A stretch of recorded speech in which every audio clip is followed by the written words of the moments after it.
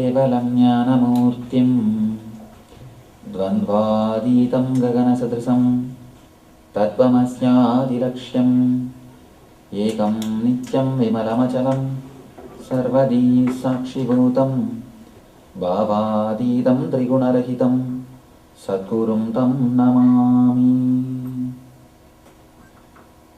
Welcome you all with my love and respects. It's nice. A small crowd means we can talk freely. Banu Patil was telling me, no, small crowd Swamiji what to do. I said, that's nice. We'll have a good time. I'm tired of speaking for these big gatherings. If you ask the people who have come to India, of course, if you ask Banu, she will tell you. 30,000, 40,000 people continuously addressing. So I always feel happy to sit with a small group. They can also have some use, and I will also speak something from my heart. See, whenever you speak for the public mass, you can't speak the truth. We can never speak the truth when you speak in the public. You have to hide it, unpack it, do all sorts of covering. That is why, you see, in India we have two level of books. One is Shruti. Shruti means Upanishads. Smriti means Puranas. Upanishads are always spoken only to small group. Puranas are always spoken to a big group. Puranas for the public means lakhs of people. Shruti or Upanishads are it's always for a small group. The truth is always for small group. Whenever you address a big gathering, you can't say anything honestly. You have to say it only in a social way. Social way means what? Bending the truth. The moment you bend it, it becomes a lie. Or you have to put it in such a way that people cannot catch the truth of that words. I'll spend a few minutes answering your questions. Anybody wants to ask anything? Any question about Indian philosophy, our way of life? Of course, you all must be exposed to all these things.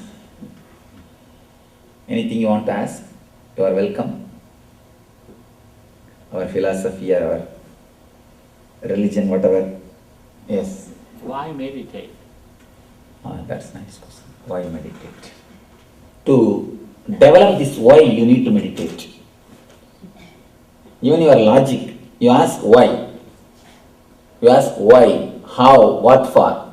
We have something called logic, because of which we make our life more happy or more comfortable. We do things. To make this logic sharp, meditation will help you. When you make your logic more sharper, more you are paid, or more you earn, more you make your life comfortable. Apart from that, you will learn a knack or technique to relieve yourself from this why. See, for the outer world, you need to live with this why, logic. The logic is an instrument for the outer world.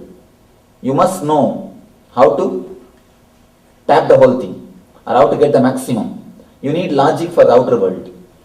But for the inner world, you need to relax from that logic for some time. You can't be always in that calculative mode.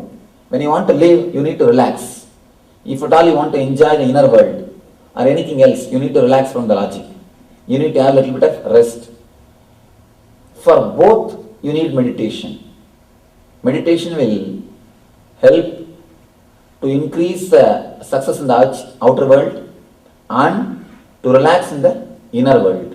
Usually, we always miss something. If we have the outer world, we miss the inner world. If you have the inner world, you miss the outer world. If you have the bed, you miss the sleep. If you have the sleep, you miss the bed. We always miss something. Meditation is a thing which will give you both. It's like today morning I was talking to Dr. Ravi Malpani. I was telling him, meditation is the technique to have money and enlightenment both. Money and enlightenment both. When you work, you will be able to do intensely. Intensely you will be able to work. When you relax, you will be able to do intensely. As of now, we will not be able to do both intensely. When we are working, we will be thinking about vacation. When we are on vacation, we will be bothering about what to do next. When you are in the office, you will be thinking about beach. When you are on the beach, you will be thinking about what to do next in the office. We will be just caught between these two. One thing is sure, if you are here, you will not be here. If you are in the house, we will be thinking of something else. If you are somewhere else, we will be thinking of house. Instead of that, bringing your energy to the present moment, making you intense, whether it is your social life or a personal life or your family life, in anything, you can become more deep and intense. Meditation will open up a new dimension to your life. And I have seen people making enough of money but don't have enough of energy to live it. To live it. You need to create enough energy also to live it, to express it, or to experience the whole thing in your life. Meditation will create enough of energy, physically, mentally, emotionally, and in being level, to live. So, when you ask the question why meditate, even to increase this why, you need to meditate. Yes. Jignasa for God. Is that created by a man, or is it something that God? Whether it is created by man or something created by God, or you don't have to bother. I don't think there is a need for jignasa. Forget about it. There is a need for bliss. See, jignasa means search. The search for God is not necessary. The search for bliss is necessary. That is more than enough. So, when we say there is something called search for God, we will have all sorts of questions. First of all, whether He is there or not, who knows? Next, whether He created that or we created for ourselves. As you ask, there are so many questions. Let us not bother about that. But there is something called higher life in our own life. There is a higher dimension of you. Now, as on now, our life is based on fear and greed. It runs based on fear and greed. It can run based on love and bliss. And it can create more comforts, more possibilities for your life. So all I try to tell you is, try to aspire for that higher dimension of your life. That's enough. There is no need to bother about whether He is there or not. Of course, He is there, that is true. And you will have His energy when you start growing, that is also true. As of now, you don't have to bother about all those things. Start working towards a higher life. That's more than enough. I always tell people, try to work for religiousness. Means the quality, not just religion. Let us imbibe the quality of Krishna. Let us imbibe the quality of Rama. When we start imbibing the quality of their life, naturally you will see the ultimate. All we need to do is trying to imbibe the quality in the life, not just worship. Worship is good inspiration, but we should not stop with it. But most of us, we stop with it, we feel that's enough. Swami, what did you speak to the Microsoft people? Oh, intuitive management. It's about how to develop your intuition. Now it is becoming very popular. You see, you can't be very successful just based on intellect. You need something more than intellect. What in the modern day CEOs they call guts. But guts is only an accident as long as the Western lifestyle is concerned. Somebody somehow gets the energy or guts to make decisions. They become successful. But in the East it's a science. Everyone can have it. It is not just an accident, it's an incident. So if you can tune yourself to your inner energy, you will have the guts and you can become successful. You can start expressing that guts energy into your being, from your being. So having intuition is one of the basic necessary for social success. And I have seen few people without intuition itself, they make a big success. If they can fall into intuition, if they can achieve a little more intuition, success which they make can be 10 times more. So I was talking about intuition, and the other day we received mini mail from them. This is the lecture which is attended by maximum number. In their experience, they say, what this guy is attention? It's a maximum. Webcast, and worldwide they did a webcast for the employees. They say that this is the lecture. Oh, the most hits on the website. No, they had their internal webcast, so it was streamed live to all Microsoft locations. Yeah. So they say the maximum people attended. This is a lecture attended by maximum participants. Usually those guys don't go for any of these type of things. Usually people, after some time, they think that they know everything. Right. They come to an idea, oh, we know everything what is there. So, but they say that there is a maximum attended lecture. And people also enjoy a lot of question answer, and hundreds of people watching through website, and hundreds are in the hall also in the presence. Tomorrow we will be presenting a lecture in Baptist Hospital. What time that is? Evening. Oh, same. I'll be addressing the doctors. You can ask some question, because it's a small crowd, you don't even have to feel shy. You can ask anything you want. In the big crowd, only people feel like, oh, we will look like a fool, how can we ask, and all those things. It's a small crowd. It's an, after all, intimate talk. I think people don't know what to ask, what to expect. You can see my experiences in Gujarat. I had a nice experiences. I walked complete India when I wandered, when I did the Parivrajaka Yatra. I walked length and breadth of India. I always tell people, Gujarat and Karnataka, these two are the places where I felt still India is alive. The old India is alive. The culture and all those things.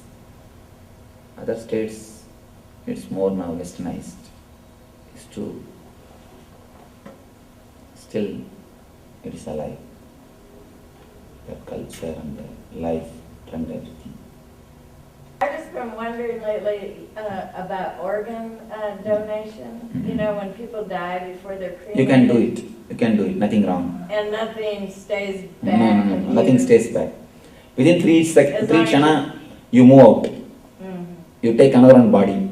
So you can give. Organ donation is perfectly alright according to spirituality. Nothing wrong. Only thing you should be careful that when you write the will, they should wait till you die. Usually. These guys are in a hurry. They give you visa.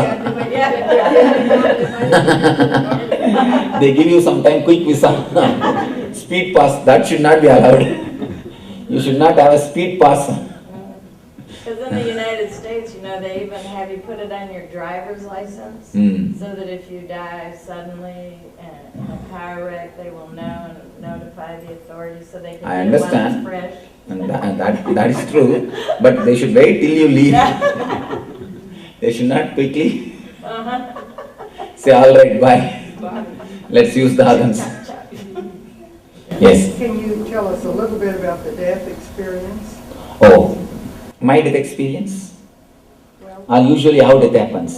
when it happens, Oh. certain people seem to be more afraid than others. When we leave the body, the last 3 seconds, we see the whole life in the fast forward.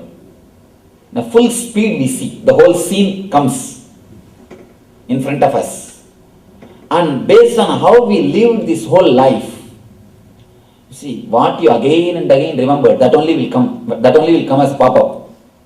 That will be the pop-up. It will be coming up in that time. What comes up, based on that you decide what type of life you should go for next.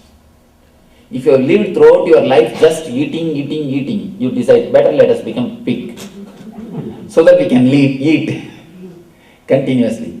If you have spent your whole life just by sleeping, you think, better let me become buffalo. Sleeping, I can spend my whole life sleeping. So you decide based on the way in which you lived. That's why in the East we insist on living spiritually, so that you can have a choice, in the end you will make a right decision to take the next birth. If you live totally restless way, you will have a tremendous pain and the same restlessness, stress. What to do? What is the next to be done? So much of confusion. And based on that, when there is so much of confusion, you can't even decide what to do. Simply you will be lost somewhere. You will not be even aware what to do, what way next to move and all those things. Of course, whether we believe it or not, truth is we have one more janma. Means there will be many more births. If we are intelligent, we can have in ourselves a little bit of intelligence too. We should have so much of intelligence to create awareness or consciousness, how to take the positive conscious decision. When you are living, if you can live with a peace and restfulness, at least one or two experiences of thoughtless awareness, what I call the meditation, if you experience, that will exactly automatically repeat when you leave the body. That's why when that experience repeats, you will have a calm sereneness to decide about the next birth. If you are calm and serene to decide about the next birth, you will not be suffering in the deathbed. Pulling and pushing will not be happening. Otherwise, all your desires will want to stay in this body. And your body will say, no, I am tired now, I can't host you anymore. But your desires will force you to stay in the body. The tug of war goes on. That is what is pulling and pushing. If you imbibe that serenity in itself into your being, you will not be undergoing that suffering. You will not be undergoing that torture. That is why in Indian culture, there is a beautiful Gita sloka. Bhagavad Gita says, what you think in the last moment, that only is going to decide your next birth. Whatever you think in the last moment is going to be the important decision. That is going to be the main thing which decides your next life. People think, oh, now I can tell what to do, whatever I want. In the end, I'll just chant Rama Krishna. Nothing will happen. That is not possible. When you live throughout your life, if you remember only Coca-Cola, that time also you will remember that only. You will remember only Coca-Cola. How do you think you will remember Rama Krishna? Nothing will work. What you remember in this life intensely, that only you will remember at the end, automatically, because you will be in unconscious. It's going to be such a hectic thing. Naturally, you will be unconscious. So unless you are very conscious or aware about your living, it's very difficult to have a peaceful death.